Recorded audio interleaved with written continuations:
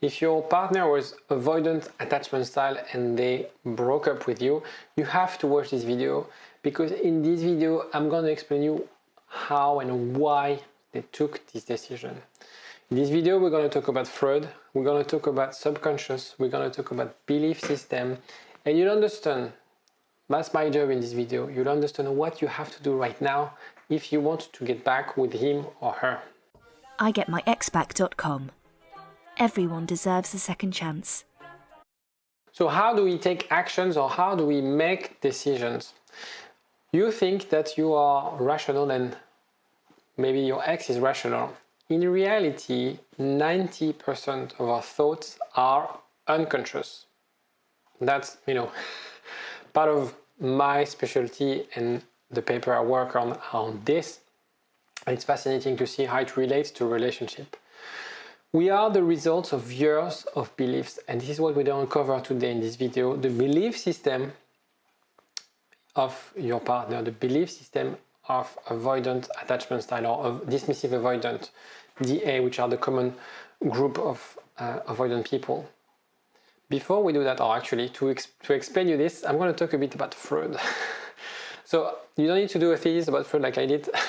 So Freud, but I'm going to explain you very quickly about Freud and why it's very interesting to link this to your ex. Freud and the defense mechanism. So in 1984, he wrote a paper, Neuropsychos of Defense. You can read it if you want, but it's, everything that's written by Freud is kind of complex to read and understand. But very briefly, his assumptions that we use mental maneuvers, so outside of our awareness, to defend the mind against unbearable idea. So that's the first sort of thinking process about unconscious. So things that we don't necessarily control, that we are not aware.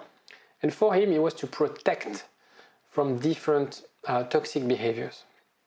And so later he developed the idea that the tripartite of the psyche is like ID, ego, and superego. Of course, I can do a thesis about this, but I'm not going to do that. I'm going to very quickly explain you ID, ego, superego, what it means. So ID is part of the unconscious. That is basically the instinct. Libido, aggression, of course, for everything was about sex and immediate gratification. Okay? Then the ego is the conscious part of the mind. The one that has the rational thoughts, the sense of self, and what he calls the reality principle, right? And then you have the superego, so of the moral consciousness that is going back and forth and sort of enforce the societal rules of behavior. So censorship, punishment, and guilt. So the ones that tell you that's bad, that's good, that's bad, that's good. Very briefly, I can do 3 hours video on this. So this is the principle of Freud. And consciousness level, pre-consciousness level, and unconscious level. So you have the fears, those urges, and then the pre-conscious is the memories, the stored knowledge, and the fact that I can speak French and English. I don't necessarily need to speak in French when I talk in English. I know my phone number by heart, but I don't need to know it all the time or to think about it all the time. And the conscious level is the thoughts, the perception, and actions, okay? What we're going to cover is the unconscious part that are actually driving the behavior of your ex.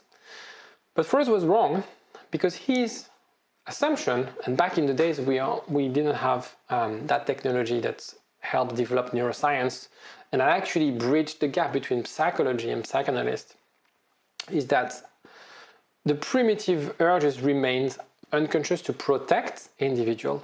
And in a way, with neuroscience, now we know for sure that it's not really to protect, but it's just because it's more efficient. It's just because our unconscious part of the brain works way more rapidly than the other part of the brain. And that's why we store those beliefs in that part of the brain. And that's why it's not to protect ourselves, it's just because it's more efficient. It's more efficient from an operating system, not in terms of the values, not in terms of whether it's good for you, whether it's bringing you happiness. And that's a problem we have right now in today's society. We think that we are rational, and we think that because we are rational, we make right decisions. But in a way, part of our brain is unconscious. A lot of our activities is unconscious and is actually built on a brain that is more or less the same as it was thousands of years ago, where something that was scary is kind of different than being scared that your ex is not texting you or that your partner is just texting you after a Tinder date, right? When you were in the jungle and you had to protect yourself from predators because we're not really good at fighting face to face with a tiger, this is why we had those operating processes trying to work really fast. Anyway, let's talk about you. You, or your partner, your dismissive avoidant partner, they were raised with some unconscious beliefs about the relationship. We all have, and I'm not talking about trauma, I'm not talking about PTSD, we all have deep inner belief that you might not be aware, that you're probably aware if you go through therapy or if you see a psychologist. But their belief system, they have other belief system, but their belief system based on attachment, on relationship, is that they don't need attachment. They have a fear of intimacy. So this unconscious part of the brain is the one operating all the fear. Fear of flight, fear of relationship, fear of intimacy. If you're anxious, it's fear of abandonment. Something deep inside your brain that makes you think that you don't want to be left alone. Okay, if you're anxious. If you're an avoidant person, that's the fear of intimacy. You don't like it, you don't feel comfortable. The same way when you are fear of height and you go a cliff, next to a cliff and you're like, you don't feel great. It's exactly the same actually. If you look at brain scans of people who, when you push someone who has that attachment style, it's almost like a fear, like a physical fear. It's exactly the same. And so they have this belief that needing others is a weakness. I'm strong, so I don't need anyone, right? Why would I need you? Why would I feel the need to text you? Why would I feel the need for you to text me to get some news? I don't need you. I'm strong. I've been raised like that. When I was crying and I was a little boy, my father told me man up, don't cry. It's fine. You're a boy, you're strong. You don't need me to help you. You don't need me to, you're grown up. You can do things on your own.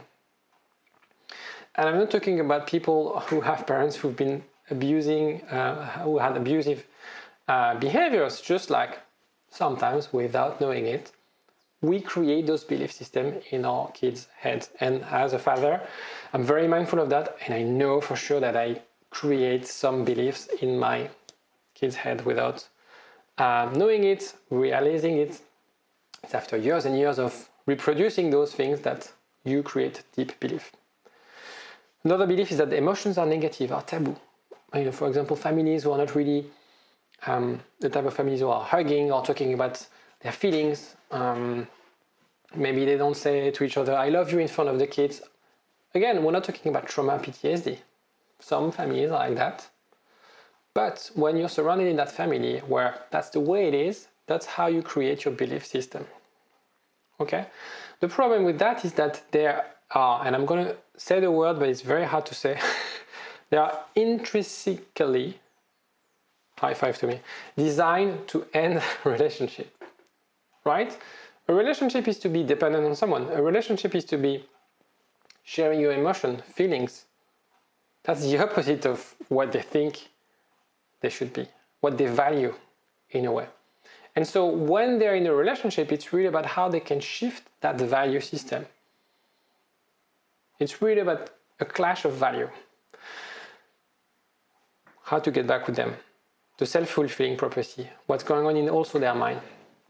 They believe that love is foolish. I don't need love. And so what they do is that the expectation of that relationship is I don't need love. So the behavior is that they don't invest emotionally with the other. They don't understand their needs. They feel like, why do I need to text them? I saw her yesterday. We had a 2 hours chat. It was a lot. Why would I text her to keep news? Or text him. Women can be equally avoidant than men. The result, is that their partner are frustrated. I want to connect with that person. Of course, I want to have news because I love that person, but he or she doesn't reply. She or he is distant. And so I argue with that person. I express my needs. I tell them it doesn't work. What's the belief system? Well, love is foolish. It's full of drama, right? When I'm on my own, I don't get any arguments. I don't fight with anyone because, right? It's so much easier to be on my own. So I'm not going to invest in a relationship. And therefore, I have more arguments with my partner, but therefore I'm better alone. And you create that, or they create that self-fulfilling prophecy that actually relationship, it's not that they are toxic, but it's like drama and difficulty and tension, and that actually you don't necessarily need them. You know, when you were a kid, you didn't have a girlfriend or a boyfriend, you didn't need someone to be happy, right? So why would I need someone? Okay, I'm not saying that dismissive avoidant never get married, never have successful relationship. But if they are like this and they don't understand their avoidant attachment style and they're not working on them, this is what's going to happen. They're going to create that self-fulfilling prophecy. And I have few avoidant clients and I help them break this cycle because they are scared of relationship. They feel love. They want to be loved. They want to love. They want to have successful relationship, but they have deep inside that vicious circle going on. If I'm too close, she's going to depend on me. If she depends on me and I'm not meeting her expectation, it's going to be tricky. And if it's not, and you create those circles, and this is an example of a self-fulfilling prophecy for an avoidant, but there are so many. Now, let's look at yours, because that's very interesting. We talked about your partner, but what about you? Your belief is, I've done something wrong. It must be something that I've done. I told him we should move in together. I shouldn't. Why did I say that? I told her, we want you to meet my parents. And he freaked out. That's my fault. So I need to change something about me. There's something wrong with me. There's something, and so the behavior is like, you replay that scenario in your head, like 6 months ago, why did I say that? What if I've just avoided to say that? I need to call that person, I need to call my ex, I need to tell him, like, sorry, now I understand. 6 months ago, I shouldn't have told you, let's meet my parents. But of course, they pull back, right? They avoid it. And the result is you're more anxious because you're replaying that scenario. You're like a broken record. The result is that's low self-esteem. The result is that you're more self-critical, right? And then what's going to happen is the belief is like, well, I've done something wrong. That's my fault. I need to change. And again, and again, and again. And I have people calling me very frequently who are on this cycle. And my final word is we all have our own self-fulfilling prophecies. Everyone. Problem is that some are damaging, some are not damaging. But if your life is driven by those self-fulfilling prophecies, you are bound to be anxious, depressed, with low confidence and being stuck, right? You have to debunk those self-fulfilling prophecies. The sooner you do it, the better it is. The sooner it is, the quicker you can fix your problem. And you don't have thousands of ways to debunk those thoughts. You have to see someone, you have to see a specialist. Of course, we all have those self-fulfilling prophecies, as I discussed. Some of them are fine, okay, you can live with them. Some are toxic. If you're anxious, if you have those, right now problems, sleeping, eating, if you feel about, think about your ex 24/7, it's really important for you to treat this. It's really important for you to find help from someone. I'm not talking necessarily about myself, but find a therapist, a counselor, psychotherapist, whoever you feel that you're connected with, whoever you feel have the ability to help you out. But by doing that work of therapy, you'll be able to break down those cycles. Because if you are stuck in that because that's the problem with that, because it's very powerful, because it's self-fulfilling. You think it's the truth, right? There's something wrong with me. And then you create the conditions for the world to show you that that's something wrong with you. And you keep like that. And you're single for the rest of your life. Or I'm exaggerating, but you're stuck. Or maybe you're going to date another person who's actually not made for you, because that's confirming your self-fulfilling prophecy. That I'm an anxious person and I will always meet avoidant people who cheat on me, who deceive me, who can't connect with me. And you do that again and again. And you fail to meet and fall in love with the right person. Right? So it's very important for you to spend a few hours of your life, it's nothing if we compare, to really debunk, understand and learn and grow from that. That's the best gift you can make to yourself if you feel that you're stuck in those thought process. I'm going to be more than happy to help you.